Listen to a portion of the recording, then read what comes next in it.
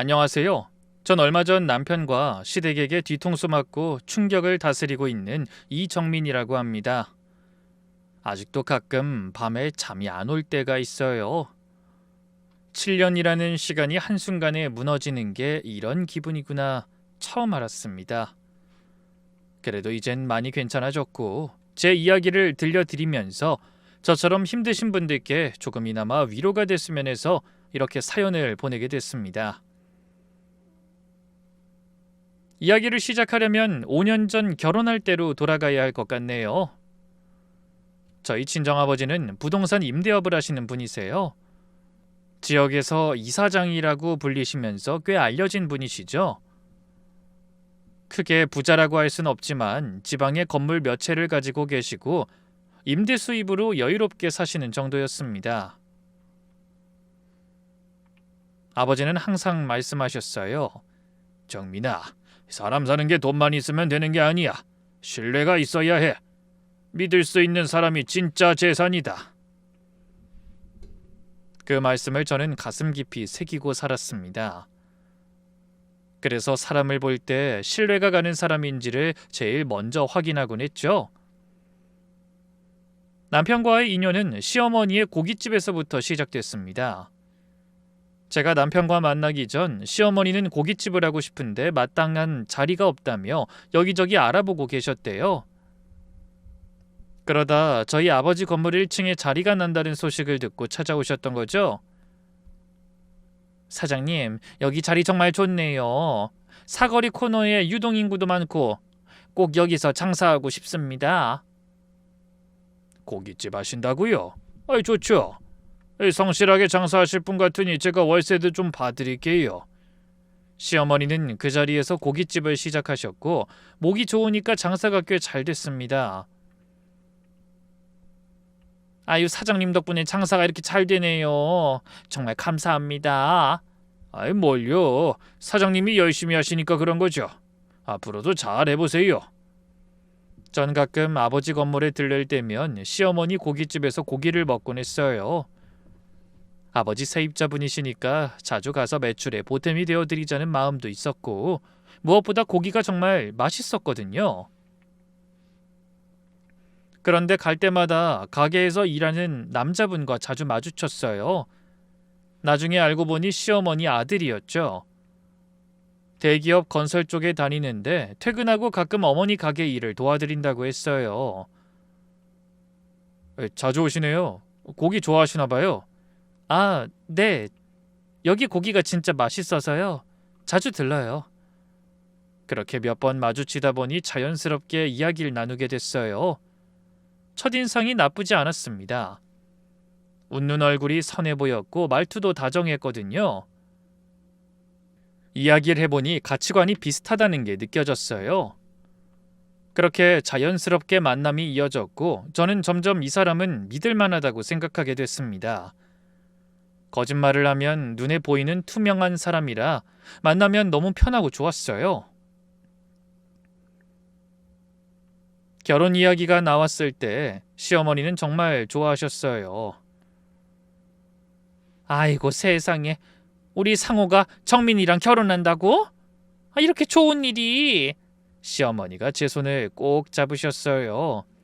정민아, 처음 네가 가게에 왔을 때부터 참 예쁘고 바른 아이다 싶었어. 이렇게 우리 며느리가 되어주다니 내가 무슨 복을 받았는지 모르겠다.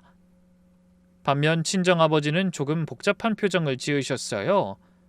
정민아, 좋은 사람 만난 건 축하한다만 사돈이랑 임대관계라는 게 좀 걸리는구나. 아버지, 그게 왜요? 가족이 되면 나중에 일이 꼬였을 때 풀기가 어렵거든. 남남이면 계약대로 하면 되는데 이 정이 끼면 그게 안 돼. 하지만 저와 상호의 결혼 의지가 확고하니 아버지도 결국 축하해 주셨어요. 그리고 사돈이 된 시어머니의 편의를 더 봐주시게 됐죠. 월세도 더 내려주시고 시설 수리도 빠르게 해주시고 결혼식 날 시어머니가 제 손을 꼭 잡으셨어요. 정민아, 우리 집에 와줘서 정말 고맙다. 어머니, 저야말로 감사드려요. 아이고, 우리 며느리 이쁜 것. 앞으로 내 딸처럼 생각할 거야. 뭐든 편하게 말해. 그땐 정말 좋은 시어머니를 만났다고 생각했습니다. 친정이 조금 여유가 있다 보니 시댁에서 저를 귀하게 대해주는구나. 그렇게 순진하게 믿었던 거죠. 결혼 생활 초반은 나쁘지 않았어요. 남편은 바빴지만 주말엔 같이 시간을 보냈고 시어머니도 맛있는 반찬을 싸주시고 챙겨주셨습니다. 정민아, 고기 가져왔어. 가게에서 좋은 걸로 골랐어. 어머니, 항상 감사하고 죄송해요. 감사하긴, 우리 며느리가 잘 먹어야 건강하지. 상호도 집밥 먹으면 좋아하고. 작은 온라인 쇼핑몰을 운영하면서 나름 행복하게 살았죠. 남편은 퇴근하고 오면 피곤해하면서도 저한테 웃어줬고 주말엔 같이 영화도 보고 맛있는 것도 먹으러 다녔습니다. 그런데 결혼 2년 차부터 분위기가 조금씩 달라지기 시작했습니다. 아이가 생기지 않았거든요. 병원에 가서 검사를 받아봤는데 저한텐 특별한 문제가 없다고 했어요. 남편 쪽도 검사를 했는데 좀 수치가 낮긴 하지만 불가능한 건 아니라고 하더라고요. 그래서 자연 임신을 기다렸는데 1년이 지나도 2년이 지나도 소식이 없었습니다. 의사 선생님이 말씀하셨어요. 수치가 낮긴 하지만 불가능한 건 아닙니다. 시험관 시술을 고려해 보실 수도 있고요. 선생님, 자연 임신은 힘들까요? 시간이 좀 걸릴 수 있어요. 스트레스 받지 말고 천천히 기다려 보세요. 시어머니의 태도가 변하기 시작한 게 그때부터였어요. 대놓고 화를 내시진 않았어요. 친정아버지 덕분에 장사가 잘 되는 거 아시니까 함부로 하실 순 없으셨겠죠. 하지만 은근슬쩍 압박을 주셨습니다. 정민아, 요즘 몸 관리 잘해야지. 찬 거 먹으면 안 돼. 여자는 몸이 따뜻해야 해. 네, 어머니, 조심할게요. 한의원 가서 몸 좀 보지 그래? 내가 아는 데 있는데 거기서 침 맞고 임신한 사람 많아. 처음엔 걱정해 주시는 거라고 생각했어요. 근데 점점 말씀이 노골적으로 변했습니다. 며느리, 이번 달에 뭐 소식 없어? 기다리고 있는데. 아직 없어요. 아이, 또야?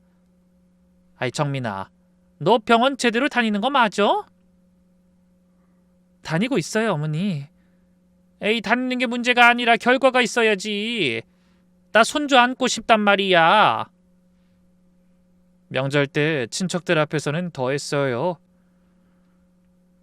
상온에는 아직 소식이 없어? 시어머니가 한숨을 푹 쉬시며 대답하셨어요. 그러게요. 우리 상온은 아직 소식이 없어요. 아휴, 걱정이에요. 정민이가 바쁜가 보네. 요즘 젊은 애들이 다 그러더라. 아이, 정민이가 워낙 바빠서 그런가 봐요. 일 좀 줄이고 몸 좀 챙겨야 할 텐데 제가 말을 해도 안 들어요. 그 말을 들을 때마다 얼굴이 화끈거렸어요. 마치 제가 일부러 아이를 안 낳는 것처럼 말씀하시니까요. 명절이 끝나고 차에서 남편한테 말했어요.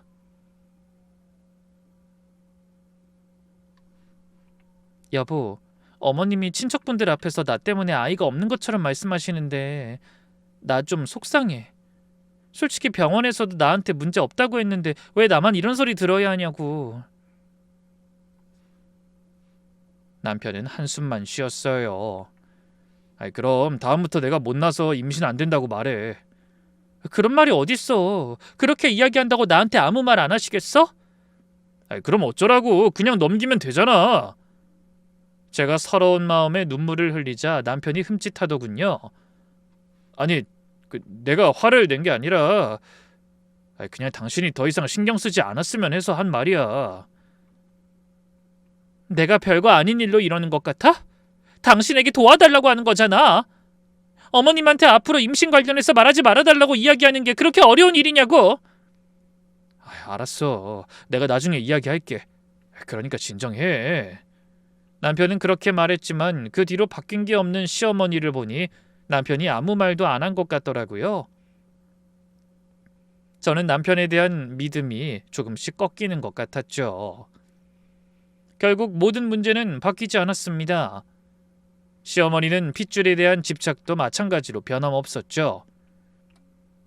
그렇게 1년, 2년이 지나면서 저는 점점 지쳐갔어요. 아이가 안 생기는 것도 서러운데 마치 제가 뭘 잘못한 것처럼 대하시니까요. 그런데 결혼 3년 차쯤 됐을 때 시누이에 관한 소식을 듣게 됐어요. 시누이는 항공사 승무원으로 일하고 있었는데 미혼이었거든요. 결혼할 생각이 없다고 했고 시어머니도 수진이는 원래 그래 라며 포기한 것 같았어요. 시어머니가 어느 날 갑자기 말씀하셨습니다.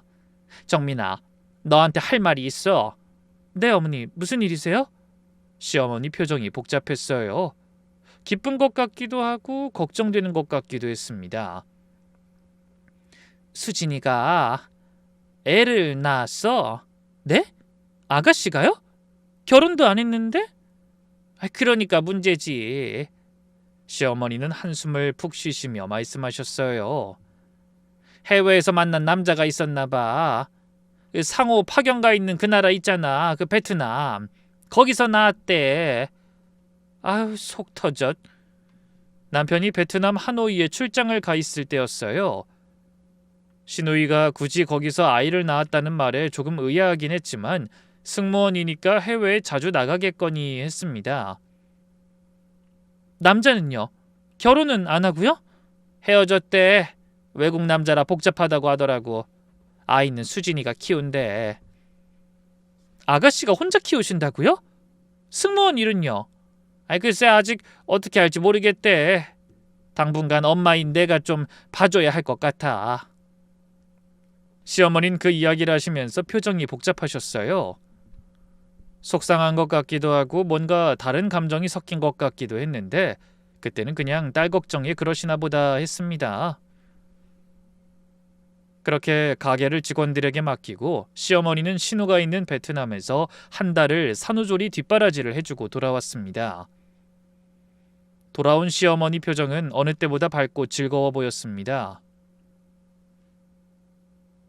딸이 아빠도 없는 애를 낳았다고 했을 때는 그렇게 심란한 표정을 짓더니 직접 애를 보고 오니 너무 좋았던 모양이더라고요.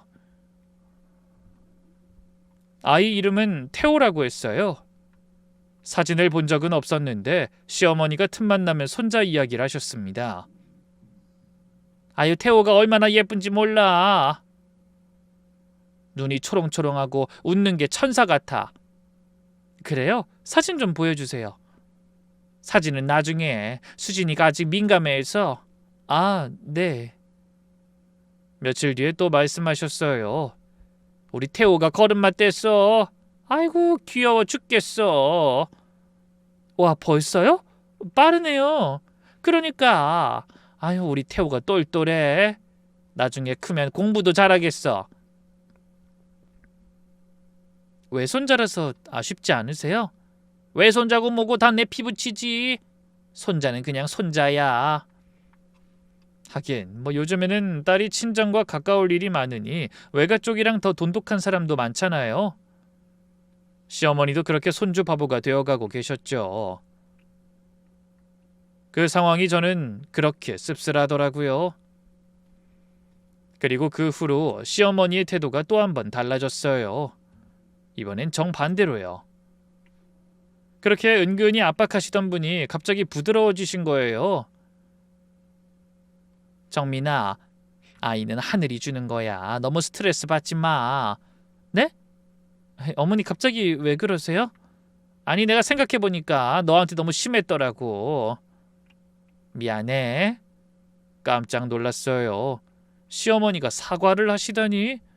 시험관 천천히 해. 몸이 먼저야. 무리하지 말고. 어머니, 며느리 요즘 많이 힘들지? 맛있는 거 먹으러 가자. 내가 살게.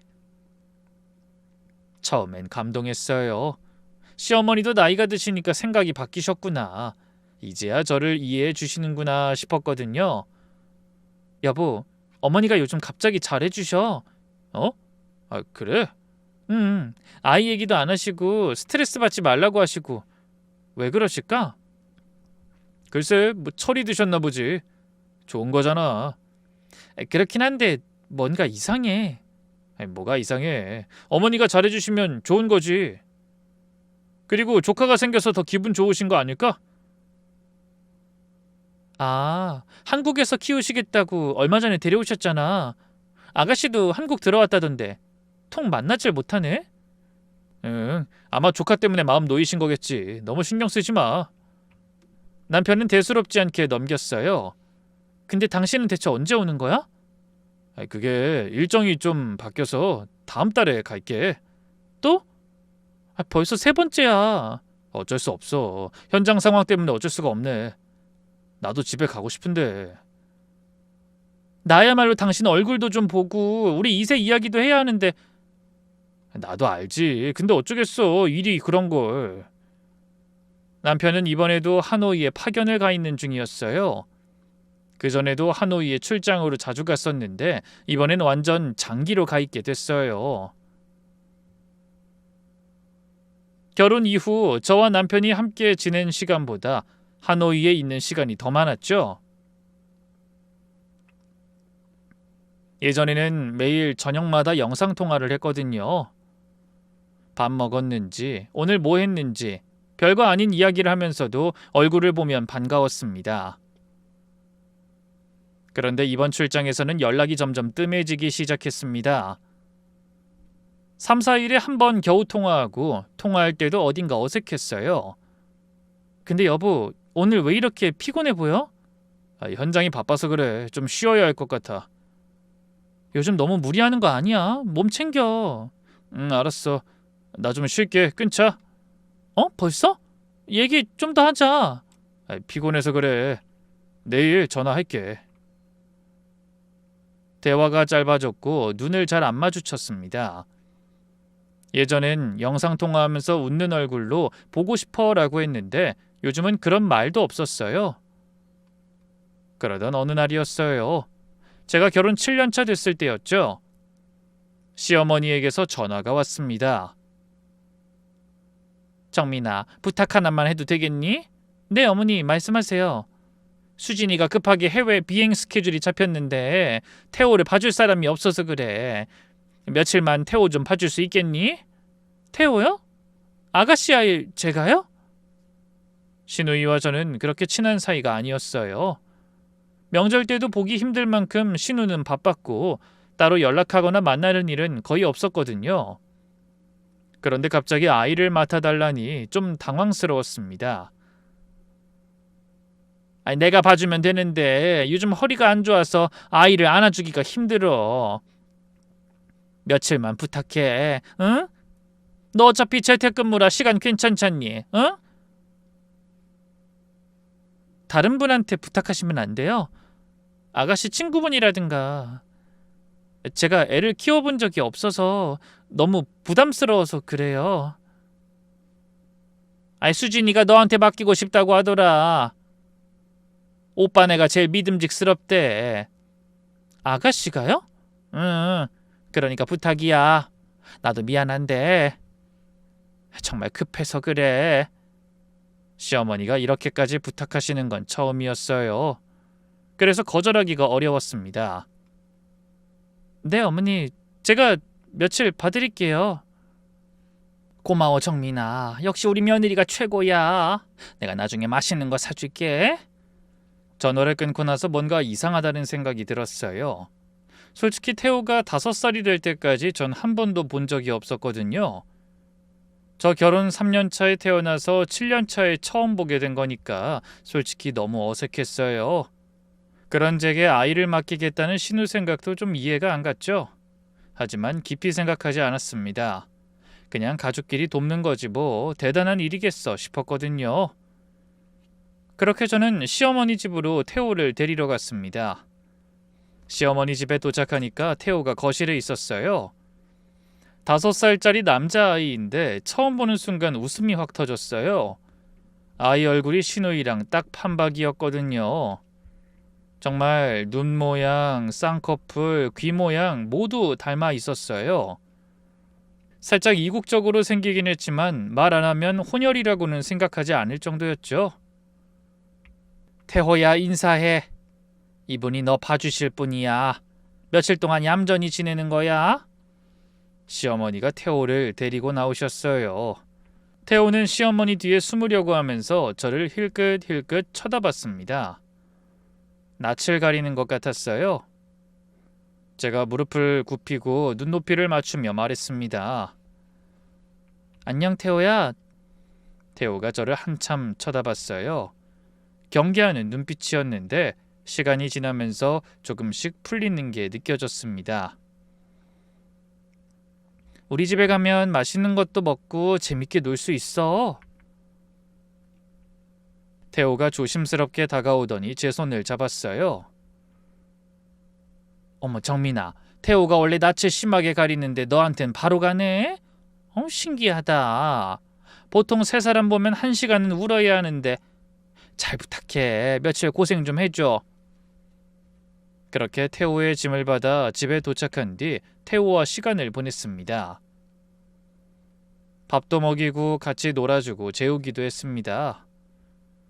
아이를 돌보는 게 처음이라 서툴렀지만 태호가 순한 아이라서 금방 정을 주더라고요. 저에게는 천만 다행이었죠. 애 보기도 서툰데 애가 까다로웠으면 더 힘들었을 테니까요. 그리고 점심때쯤 되니 태호가 저에게 와서 말하더군요. 엄마 배고파요. 그 순간 제 손이 멈췄어요. 뭐라고? 엄마 배고파요. 태호야, 난 외숙모야. 엄마가 아니라 외숙모. 네 엄마의 오빠가 외삼촌이고 난 외숙모. 태호가 고개를 갸웃거리며 말했습니다. 근데 할머니가 엄마라고 부르래요. 심장이 철렁 내려앉았어요. 할머니가? 언제? 여기 오기 전에요. 할머니가 그랬어요. 엄마라고 부르라고요. 왜 그러셨을까? 몰라요. 근데 할머니가 그랬어요. 아줌마가 이제 태호 엄마래요. 가슴이 이상하게 두근거렸어요. 도대체 왜 시어머니가 아이한테 그런 말을 하셨을까? 이해가 되지 않았어요. 제가 태호 외숙모인데 엄마라고 부르라니 말이 안 되잖아요. 바로 시어머니에게 전화를 걸었습니다. 어머니, 태호가 저한테 엄마라고 부르는데 혹시 그렇게 가르치셨어요? 전화기 너머로 시어머니가 당황하시는 게 느껴졌어요. 아니, 그 엄마처럼 잘 따르라고 한 거야. 아이고, 한국말을 잘 못하니까 그렇게 알아들었나 보네. 근데 애는 너 잘 따르니? 네, 뭐 다행히 잘 따르고 있긴 한데 언제까지 제가 봐야 할까요? 조금만 더 맡아줘. 응? 내 몸 괜찮아지고 수준이 돌아올 때까지만이라도. 시어머니는 제게 부탁을 하고는 전화를 끊으셨어요. 뭔가 감추는 게 있는 것 같았습니다. 전화를 끊고 나서 태호에게 물어봤어요. 태호야, 아빠가 할머니 집에 와? 응, 가끔 와요. 가끔 온다고? 언제? 할머니가 전화해요. 그럼 아빠가 와요. 아빠가 오면 뭐해? 몰라요. 할머니가 태호 방에 있으래요. 아빠랑 할머니랑 얘기하는 것 같아요. 태호는 아빠랑 안 놀아? 가끔 놀아요. 아빠가 선물도 줘요. 어떤 선물? 코끼리 인형. 할머니 집에 있어요. 아빠가 줬어요. 시누이와 헤어졌다는 외국인 남자친구가 왜 시어머니 집에 오는 건지 의아했어요. 그것도 정기적으로 온다니 더 당황스러웠죠. 그리고 아이한테 선물까지 준다니. 시어머니가 나를 엄마라고 부르라고 한 이유가 뭘까 생각해봤죠. 그때 한 가지 생각이 떠올랐어요. 시어머니는 핏줄에 집착이 강한 분이셨잖아요. 아들이 아이를 못 낳으니까, 손자가 없으니까 답답하셨을 거예요. 그런데 마침 딸이 아이를 낳았어요. 비록 미혼모지만 핏줄은 핏줄이잖아요. 혹시 시누이 아이를 내가 키우게 만들려고 이러는 건 아닐까 하는 생각까지 하게 됐습니다. 아이 없는 며느리한테 시누이 아이를 맡기면 자연스럽게 손자를 얻는 셈이잖아요. 입양이라도 시키면 법적으로도 내 아이가 되고요. 그렇게 생각하니까 어느 정도 앞뒤가 맞았어요. 시어머니가 갑자기 저한테 잘해주신 것도, 태호를 며칠이 아니라 더 오래 맡기려는 것처럼 느껴진 것도 다 계획이었던 거예요. 황당하긴 했지만 그래도 이해가 안 되는 건 아니었습니다. 시어머니 입장에서는 핏줄이 이어지는 게 중요하니까 좀 무례하긴 하지만 그래도 아기는 아닐 수도 있다고 생각했어요. 하지만 이게 사실이면 진짜 큰일이라고 생각했어요. 솔직히 신우 애가 아무리 귀여워도 제가 키우는 건 걱정이 되고 꺼려졌거든요. 이해를 하는 것과 제가 실제로 감당해야 하는 것은 하늘과 땅의 차이만큼 달랐으니까요. 결국 저는 친정엄마에게 전화를 걸었습니다. 엄마, 나야. 정민아, 무슨 일이야? 목소리가 왜 그래? 저는 지금까지 있었던 일을 다 말씀드렸습니다. 시어머니가 갑자기 시누이 아이를 맡아달라고 한 것, 태호가 저를 엄마라고 부른 것, 시어머니가 그렇게 가르쳤다는 것까지요. 뭐? 시어머니가 애한테 엄마라고 부르라고 했다고? 태호가 그러더라고. 할머니가 아줌마를 엄마라고 부르래요라고.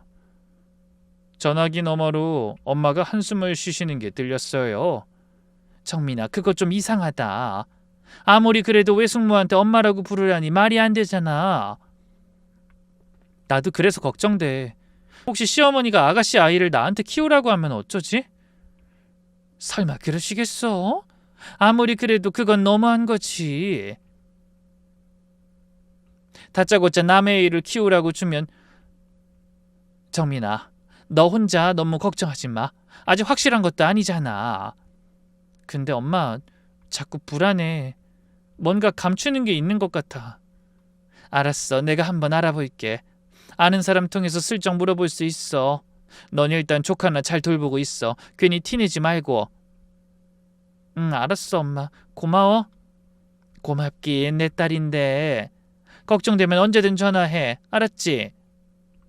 전화를 끊고 나니 조금 마음이 놓였어요. 엄마가 알아봐 주신다니까 혼자 끙끙 앓는 것보다는 나았죠. 그런데 오후가 되니까 또 불안해지기 시작했어요. 태호를 돌보면서 문득 걱정이 됐거든요. 아이한테 알레르기가 있으면 어쩌지? 예방접종은 다 맞은 건가? 아무것도 모르고 돌보고 있으니까 불안했습니다.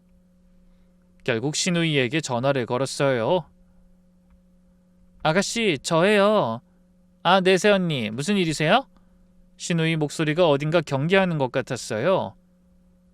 평소에는 저랑 별로 친하지 않았으니까 당연한 건지도 모르겠지만요. 그 태호 잘 돌보고 있는데 몇 가지 물어볼 게 있어서요. 혹시 태호 알레르기 있는 거 있어요? 알레르기요? 네, 그 음식이나 약 같은 거요. 앞으로 며칠 동안 돌보려면 알아야 할 것 같아서요. 전화기 너머로 시누이가 당황하는 게 느껴졌어요. 그건 저도 잘 몰라요. 네? 왜 몰라요? 태호 엄마잖아요. 아니, 그게 제가 비행 스케줄 때문에 바빠서 엄마가 많이 봐주셔서요. 그런 건 엄마가 더 잘 아실 거예요. 그럼 예방접종 내역은요? 수첩 같은 거 있으면 사진 찍어서 보내주시면 안 돼요? 예방접종이요? 그것도 엄마한테 물어보세요, 새언니. 저는 잘 몰라요. 신우이 목소리가 점점 불안해지는 게 느껴졌어요. 아가씨, 이런 것도 안 알려주면 제가 어떻게 돌봐요? 만약에 무슨 일이라도 생기면. 새언니, 죄송한데 저 지금 좀 바빠서요. 그런 건 우리 엄마한테 물어보세요. 엄마가 다 알아요. 아가씨, 저 진짜 급해서요. 나중에 연락드릴게요. 신우이가 전화를 끊어버렸어요. 저는 한참 동안 전화기를 들고 멍하니 서 있었습니다. 뭔가 이상했어요. 친엄마가 아이 알레르기도 모르고 예방접종 내역도 모른다고? 아무리 바빠도 그건 좀 이상하잖아요. 그때 거실에서 태호 우는 소리가 들렸어요. 태호야, 왜 그래? 달려가 보니까 태호가 바닥에 주저앉아서 울고 있었어요. 코끼리 인형? 무슨 코끼리 인형? 할머니 집에 있어요. 코끼리 인형 아빠가 준 거예요. 태호가 눈물을 뚝뚝 흘리면서 말했어요. 코끼리 없으면 잠 못 자요. 코끼리 데려와 주세요. 태호야, 울지 마. 다른 인형으로 자면 안 돼? 싫어요. 코끼리 인형이요. 아빠가 준 거예요. 태호가 더 크게 울기 시작했어요. 달래도 소용이 없었습니다. 아빠가 준 인형이라 그런지 집착이 심한 것 같았어요.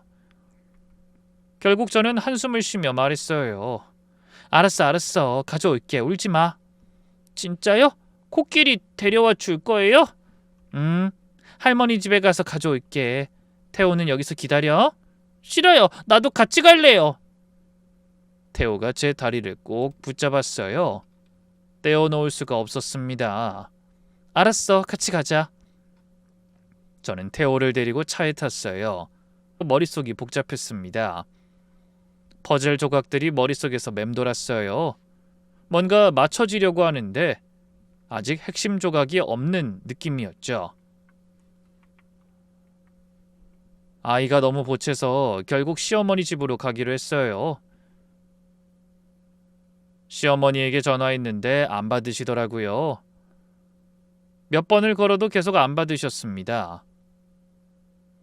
계속 상대방이 통화 중이라는 것만 들리더군요. 통화 중이신가? 결국 그냥 가기로 했어요. 태호를 데리고 시어머니 집으로 향했습니다. 시어머니 집에 도착해서 초인종을 눌렀는데 반응이 없었어요. 초인종이 고장이 난 것 같더라고요. 근데 분명 안에서 불빛이 보이고 사람 소리가 들렸습니다. 어머니, 저예요. 정민이요. 소리를 쳤지만 대답이 없었어요. 평소에 알고 있던 비밀번호를 눌렀어요. 문이 열렸습니다. 어머니, 저 왔어요. 대답이 없었어요. 근데 안방 쪽에서 시어머니 목소리가 들렸습니다. 전화 통화를 하고 계신 것 같았어요. 그래서 제 말을 못 들으신 것 같더라고요. 살짝 열린 방문을 열어보려는데 시어머니 방 안에서 목소리가 또렷하게 들렸어요. 상호야, 정민이가 뭔가 눈치를 챈 것 같아. 자꾸 이상한 거 물어봐. 남편 이름이 나왔어요. 시어머니가 남편과 통화하고 있었습니다. 혹시라도 정민이가 뭐 물어보면 조심하고. 절대로 며느리가 알게 하면 안 돼. 그 사실 알면 며느리는 무조건 이혼하자고 할 거다. 알았지? 그 집 재산 다 네 거 되려면 꼭 며느리 붙들어야 해. 그 순간 온몸에 힘이 빠지면서 동시에 분노가 치밀어 올랐어요. 갑작스러운 시어머니의 이야기에 정신이 없더라고요. 우리 집 재산이 왜 남편 재산이 되는 건지 이해가 안 갔죠.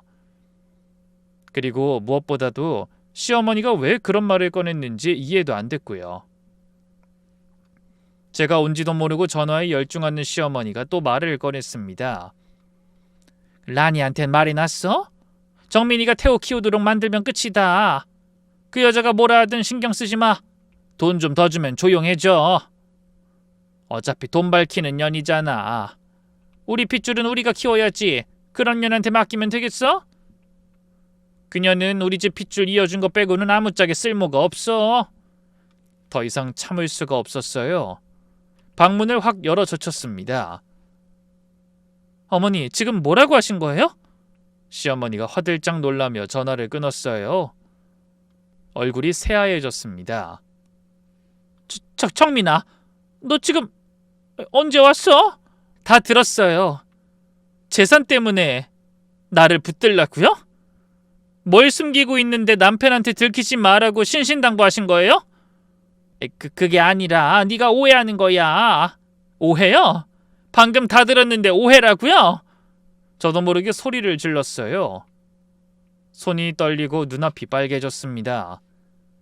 솔직히 이 결혼이 제 아버지 재산을 노린 거였다는 걸 알게 돼서 정말 미쳐버릴 정도로 혼란스럽고 열받았거든요. 정민아, 진정하고 앉아서 얘기하자. 진정이요? 지금 진정하라고요?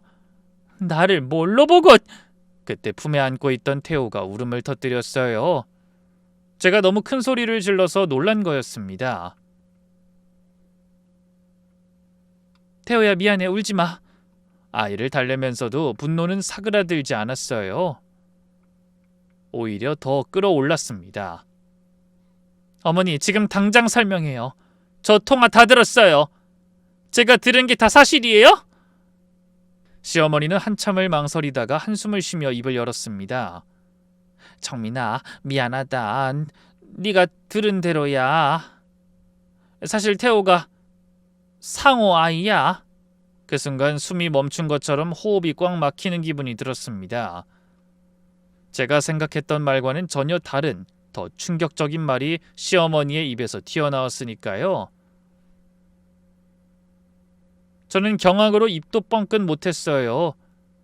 기껏 제가 생각한 건 신우이 애를 저한테 맡기려고 했다는 것뿐이었는데 그 애 자체가 남편의 혼외자였다니. 제가 아무 말도 못하는 걸 본 시어머니는 제가 화가 났다고 단단히 착각한 건지 주절주절 이야기를 늘어놓기 시작했습니다. 아이 상호가 베트남에서 만난 여자가 있어. 그 여자 사이에서 태어난 게 태호야. 정민아, 나는 맹세코 그런 외국인 여자 받아들인 건 아니다. 나도 상호 혼냈어. 헤어지라고도 했고. 근데 애를 뱉다잖니. 애가 무슨 죄야. 그 어린 것이 걔만 데려오면 될 것 같아서. 다리에 힘이 풀렸어요. 벽을 짚고 겨우 서 있었습니다. 그래서 아가씨 아이라고 속이고 수진이한테 부탁했어. 수진이 아이로 해달라고. 어쩔 수 없었어. 상우도 나도 널 얼마나 좋아했니? 그렇게 데려오면 혼외자보다 네가 덜 충격받을 것 같아서. 기가 막혔습니다. 그게 말이나 되는 소린지. 혼외자인 걸 들키기 싫어서 조카라고 속이고 제게 맡기려고 했다는 거잖아요. 그래서 나한테 맡긴 거예요? 남편 외도 자식을 나더러 키우라고? 정민아 생각해봐. 너도 아이 원했잖아. 태호 키우면 다 좋은 거야. 어차피 상호 아이고 네 아들이 되는 거고. 미쳤어요? 저도 모르게 비명에 가까운 소리를 질렀어요. 7년 동안 아이 없다고 은근히 구박해놓고 이제 와서 남편이 밖에서 만든 자식을 나더러 키우라고요? 그것도 저를 속이면서? 이럴 거면 차라리 애가 안 생길 때 이혼하라고 하셨어야죠. 어떻게 바람핀 자식이 낳아온 애를 며느리한테 키우라고 하실 수가 있어요? 정민아, 진정해. 진정하라고요? 진정이 되겠어요? 그리고 방금 제가 다 들었잖아요. 우리 아버지 재산 다 가져오려면 절대 이혼하면 안 된다고. 애는 갖고 싶고 우리 아버지 재산도 갖고 싶어서 이 짓 한 거예요? 시어머니의 얼굴이 굳어졌어요. 들킨 사람의 표정이었습니다. 그건 그게 아니라. 뭐가 아니에요? 장인 재산 다 네 거 되려면 며느리 붙들어야 한다. 제가 직접 들었거든요. 정민아, 그건 그냥 하는 말이고. 그냥 하는 말이요? 아, 이제 이해가 가네요. 왜 갑자기 잘해주셨는지, 왜 아이 없어도 괜찮다고 하셨는지. 다 계산이었구나. 아버지 재산 먹으려고. 정민아, 그렇게 나쁘게만 보지 마. 나도 다 생각이 있어서. 생각이요? 며느리한테 남편 혼외 자식 맡기고 재산은 있는 대로 다 가져오겠다고 하는 게 어머니 생각이에요? 어머니가 사람이에요? 그때 제 핸드폰이 울렸어요. 친정엄마가 알아보겠다고 하신 흥신소에서 걸려온 전화였습니다. 여보세요? 이정민 씨 되시죠? 그 어머님이 의뢰하신 건으로 연락드렸습니다. 일단 급한 것만 먼저 보고하려고 하는데 전화통화 괜찮으신가요? 전 일부러 폰을 스피커폰으로 바꾸고 대답했습니다. 시어머니 표정이 안절부절 못하더군요. 네, 말씀하세요. 남편분이 베트남에서 현지 여성과 동거 중입니다. 이름은 응우엔 티란. 5년 전부터 함께 살고 있고요. 둘 사이에 아이도 있습니다. 시어머니와 남편의 대화 속에 나온 란이라는 사람이 남편의 외도 상대였더군요. 기가 막혀서 대답도 안 나왔어요. 제 대답을 듣지도 않고 조사원이 계속 말했습니다. 아이 출생 증명서 확인했는데 아버지 이름에 김상호 씨 이름이 적혀 있습니다. 그리고 남편분이 현재 집도 샀더라고요. 그 여자 명의로 되어 있지만 돈은 남편분이 낸 거예요. 그 여자가 그만한 돈이 없다고. 집까지 사줬다고요? 네. 그리고 두 사람이 베트남에서 결혼식을 올린 기록도 있습니다. 그 법적 효력은 없지만 현지 전통 방식으로 혼례를 치렀더라고요. 결혼식도 했고요. 네, 사진도 확보했습니다. 필요하시면 보내드릴게요. 어떻게 이렇게 빨리 알아냈나요? 아무래도 베트남에 있는 동안 숨길 생각도 안 했는지 여기저기 증거를 다 흘리고 다니셨더라고요. 저희 흥신소 직원 중 한 명이 베트남에 있기도 해서요. 어머니가 남편과 시누이 접점이 하노이라는 걸 알고 그쪽과 관련이 있는 곳에 의뢰를 했던 모양이었습니다. 저는 부들거리는 손으로 전화를 끊었어요. 손에 들린 핸드폰이 천근만근이었습니다. 저는 조용히 분노하며 시어머니를 쳐다봤어요. 이거 다 알고 계셨어요? 시어머니의 얼굴이 새하얘졌어요. 그건 내가 말리려고 했는데 상호가 말을 안 들어서. 어머니도 알고 계셨던 거죠, 다? 시어머니는 아무 대답도 못하더군요. 아들이 유부남인데 밖에서 여자 만들고 결혼식까지 하고 집까지 사주는데 어머님 뭐 하셨어요? 말리셨어요? 아니면 숨기셨어요? 그땐 이미 임신을 하고 있는 상황이어서. 너도 알다시피 우리가 손주를 얼마나 기다렸니? 손주, 그놈의 손주. 그게 뭐라고 멀쩡히 있는 며느리를 이렇게 가혹하게 속이고 우롱할 수 있는지 모르겠더군요. 됐어요. 정민아, 더 이상 듣고 싶지 않아요. 저 갈게요. 시어머니가 뒤따라오며 매달렸습니다. 정민아, 제발, 내가 다 미안해. 상호한테도 무릎 꿇고 빌라고 하마. 그러니까 다른 생각하면 안 된다. 우리가 다 잘못했으니까. 다른 생각요? 이혼 같은 거 말이죠? 시어머니가 침을 꼴깍 삼키며 불안한 눈으로 저를 쳐다보더군요. 결혼 생활을 유지할 필요가 있나 모르겠네요. 현지 처랑 잘 살면서 애까지 두고 살았으니 그냥 거기서 살라고 하세요. 이혼 서류는 곧 보낸다고 전해주세요. 그리고 더러우니까 그 낯짝 제 앞에 비추지 말라고도 전해주시고요. 저는 저를 잡으며 매달리는 시어머니의 손을 뿌리치고 집을 나왔습니다. 운전대를 잡았는데 손이 떨려서 시동을 걸기가 힘들었습니다. 거울에 비친 제 얼굴이 보였어요.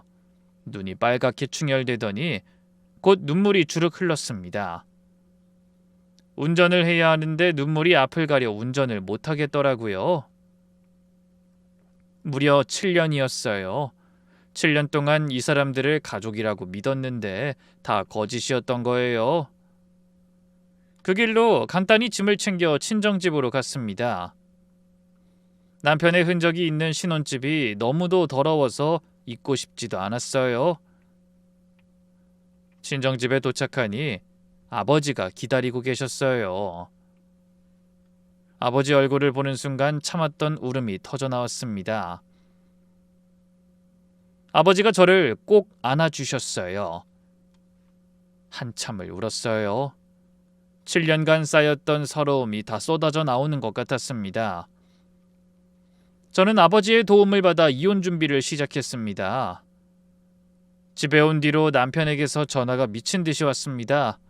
웃기더라고요. 그동안 제가 연락해야 겨우 봤던 인간이 이제는 제가 연락하지 않아도 알아서 하루에 몇 통이나 전화를 하더라고요. 하긴 발등에 불 떨어진 놈은 남편이었으니 급했겠죠. 그렇지만 전 급할 거 없었어요. 여기서 증거 다 모아서 이혼 소송하면 그만이었으니까요. 며칠 뒤 남편이 급히 귀국했어요. 남편이 친정집 앞에서 기다리고 있었습니다. 얼굴을 보니 며칠 동안 그나마 가라앉혔던 분노가 부글부글 끓는 게 느껴졌습니다. 남편을 무시하고 집 안으로 들어가려 하자 남편이 제 손을 붙들며 말했습니다. 정민아, 얘기 좀 하자. 난 할 이야기 없어. 미안해. 내가 잘못했어. 진짜 미안해. 당연히 미안하겠지. 안 미안하면 그게 사람이야? 짐승만도 못한 벌레 새끼지. 남편은 한숨을 쉬며 말했어요. 이혼은 안 됐으면 해. 내가 정리할게. 그 여자하고도 헤어질게. 제발 기회를 줘. 헤어진다고? 결혼식까지 하고 집까지 사준 현지처랑? 그건 그냥 현지 풍습이야. 법적 효력 없어. 집도 그냥 내가 살려고 산 집에서 같이 산 것뿐이야. 풍습? 그렇구나. 유부남이 현지처 만들어서 살면서 아이까지 낳는 것도 풍습이야? 정민아, 비꼬지 말고 내 말 좀 들어. 아니, 네 말 들을 거 없고 너나 내 말 귓구멍 열고 잘 들어. 저는 남편의 눈을 똑바로 쳐다봤어요. 네가 출장을 자주 가는 거 알면서도 내가 당신이랑 결혼한 건 내가 당신을 믿었기 때문이야. 그런데 당신은 그런 내 믿음을 완전히 배신했고 현지에서 여자 만나서 결혼해서 애를 낳았는데 당신이 미안하다는 말 한마디에 내가 용서가 되겠어? 그리고 그것뿐만이 아니잖아. 당신 엄마랑 짜고서 우리 아버지 재산까지 노렸지? 그래서 애를 아가씨 애라고 속이고 나한테 키우게 하려고 했고. 남편의 얼굴이 굳어졌어요. 그건 어머니가 한 일이야. 난 당연히 거기까진 도의적으로 안 하겠다고. 도의적으로 안 할 거였으면 마누라 놔두고 딴 년이랑 바람나면 안 되는 거였지? 거기서부터잖아. 이제 와서 뭔 도의를 찾고 지랄이야. 쓰레기 같은 놈아. 진짜 이딴 놈도 남편이라고 믿고 기다리던 내가 진짜 돌았던 거지. 이제라도 정신 차리게 해줘서 고맙다. 이렇게 감사 인사라도 받고 싶어서 여기서 기다렸어? 정민아, 진정하고. 진정? 내가 지금 진정하게 생겼어? 지금 당장 널 씹어먹어도 시원찮은데. 남편이 움찔했어요. 제가 이렇게 거칠게 말하는 건 처음이었거든요. 허튼 짓 그만하고 그냥 이혼해. 난 당신이랑 지금 이렇게 같이 서 있는 것조차 더럽고 불결하고 화가 나거든. 안 돼. 이혼만은 안 해. 절대 안 해. 그 여잔 그냥 잠깐이었어. 지금 당장 버릴 수 있다고. 그 잠깐으로 애가 5살이야? 그 잠깐으로 둘째가 있어? 저번에 한국 못 들어온다고 한 것도 그 여자 출산 때문이었다고 조사원이 말해주더라. 그렇게 애틋하면 거기서 내 식구 같이 살아. 여기서 마누라 꺼다 놓은 보릿자루로 만들어서 처갓집 재산 야금야금 빼갈 생각하지 말고. 그런 거 아니야. 내가 당신 사랑하니까 그렇지. 나 진짜로 당신 사랑해. 그 여잔 그냥 몸뿐인 관계였다니까? 나한테 다시 기회를 줘. 응? 내가 출장 안 갈게. 이렇게 국내에만 계속 있도록 회사에 말할 테니까. 더러운 새끼. 몸뿐인 관계였으니까 더 열받는 거야. 결혼하고 1년 만에 딴 여자 만든 놈이 뭐? 사랑? 입에 사랑 이야기 담지도 마. 역겨우니까.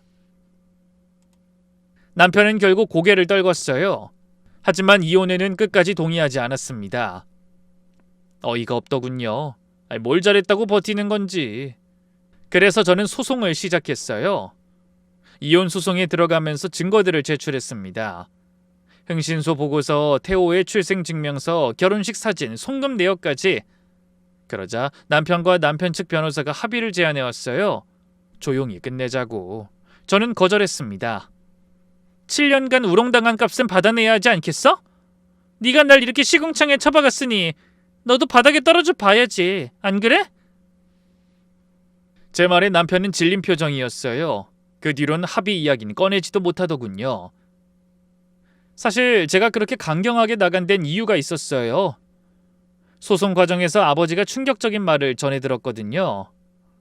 시어머니와 남편이 친정아버지에게 각각 5천만 원과 8천만 원을 빌려갔다는 말이었죠. 그제야 모든 게 이해가 됐어요. 시어머니와 남편이 왜 이혼만은 그렇게 막으려고 했는지. 다 돈 때문이었던 거예요. 그게 절 더 비참하게 만들더군요. 아주 조금은 미안해서 이혼을 하고 싶지 않다고 말하는 줄 알았거든요. 미련하게도 그 이야기에 정신이 아주 번쩍 들어서 미련 따위 다 갖다 버렸습니다. 왜 저한테 말 안 하셨어요? 가족 간에 돈 얘기하면 복잡해질까봐. 그리고 나도 사돈이니까 언젠간 갚겠지 했어. 그런데 지금 보니까 처음부터 갚을 생각이 없었던 거구나. 아빠, 걱정 마. 이제 다 받아낼 거야. 사돈도 아닌데 빌린 돈 갚아야지.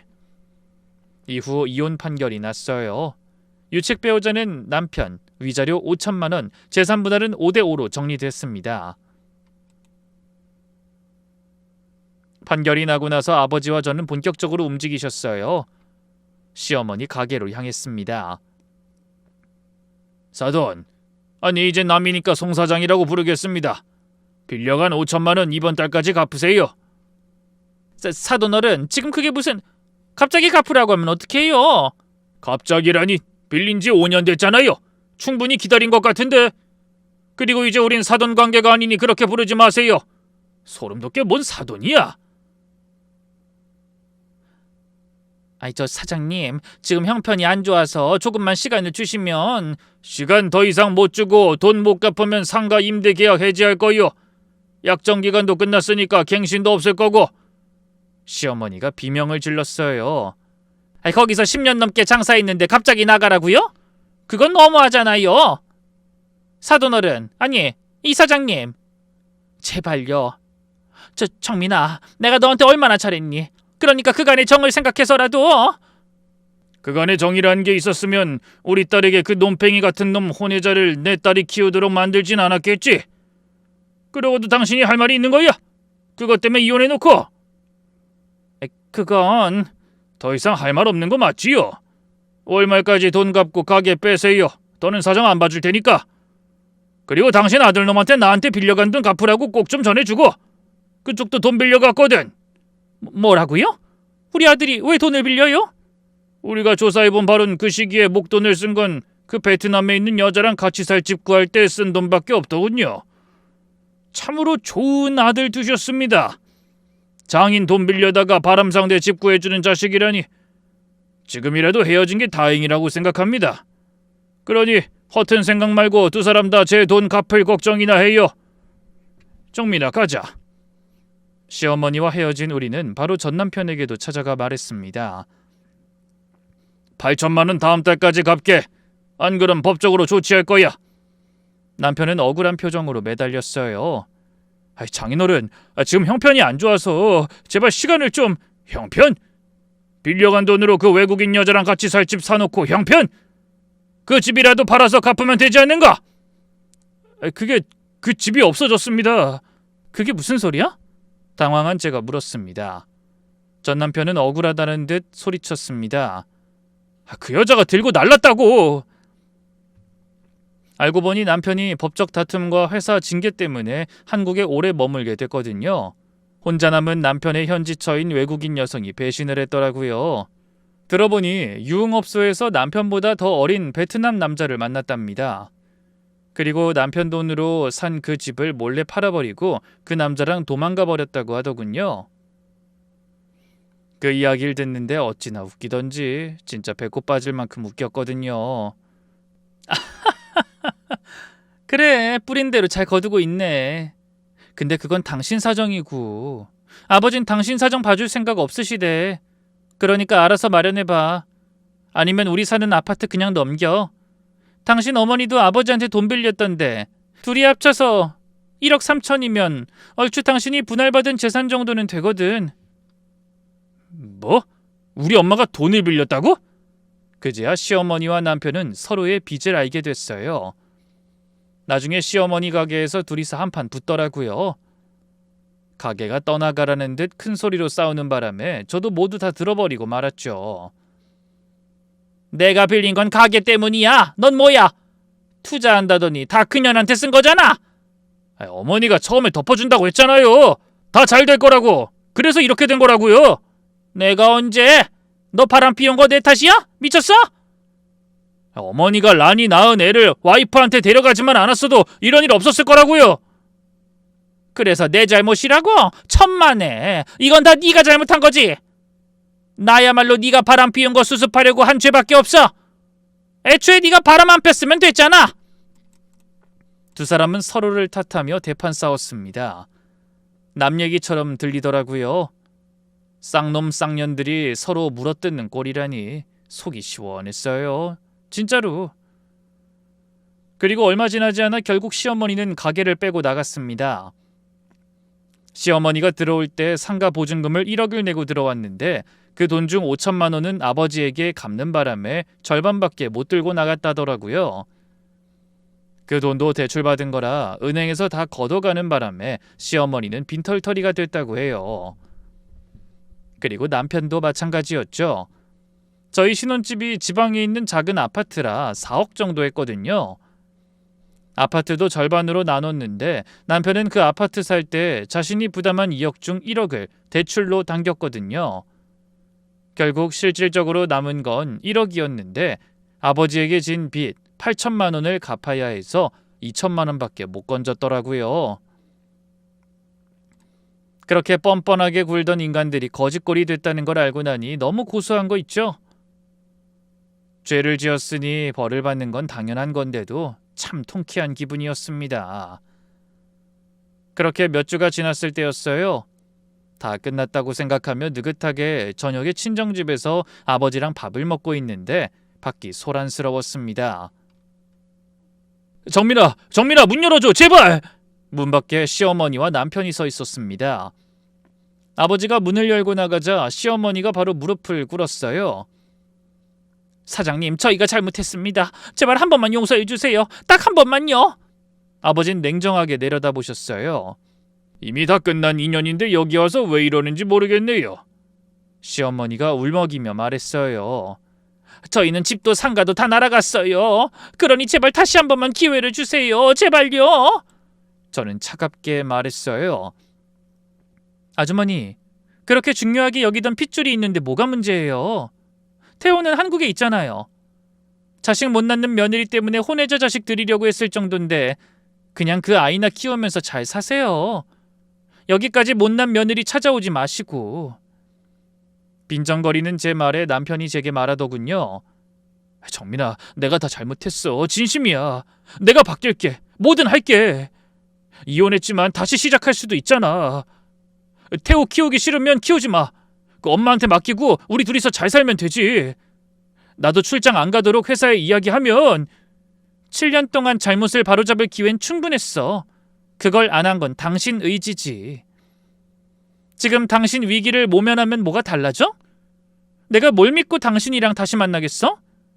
다시 만나면 내가 등신이지. 아니야, 바뀔 수 있어. 기회만 주면. 거짓말은 이제 그만해. 결혼 직후 30분 넘어가던 영상통화 시간이 이혼 직전엔 고작 3분이었다는 거 알고는 있어?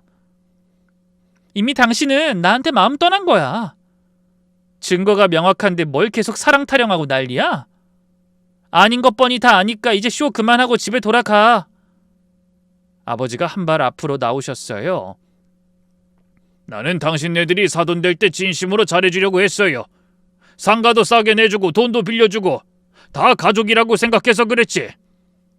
우리 정민이가 시집가서 좋은 대우 받으며 살았으면 해서.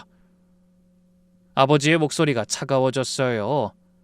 그런데 돌아온 게 이딴 결과라니 아주 속이 부글부글 끓어서 미칠 지경인데 이렇게 다 끝난 뒤에도 찾아와서 얼굴을 비춰?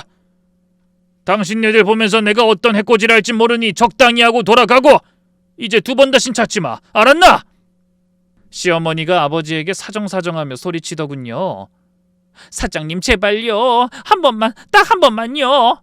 아니면 가게라도 재계약해 주시면. 한 번은 무슨 한 번이야? 당신들한테 줄 기회 같은 건 없어. 앞으로 또 찾아오면 경찰 부를 거니까 경찰서 가고 싶으면 찾아와. 그 한마디에 시어머니와 남편은 결국 돌아갔습니다. 시어머니는 울면서 가고 남편은 고개를 푹 숙이고 터덜터덜 걸어갔어요. 그 뒤로 남편과 시어머니 소식은 듣지 못했습니다. 살면서 가끔 그때 일이 생각날 때가 있어요. 분하기도 하고 억울하기도 하고, 하지만 이젠 담담하게 받아들일 수 있습니다. 7년이란 시간을 잃었지만 저는 제 인생을 되찾았습니다. 아니, 어쩌면 처음으로 진짜 제 인생을 시작한 건지도 몰라요. 시청자 여러분, 제 이야기가 길었는데 끝까지 들어주셔서 감사해요.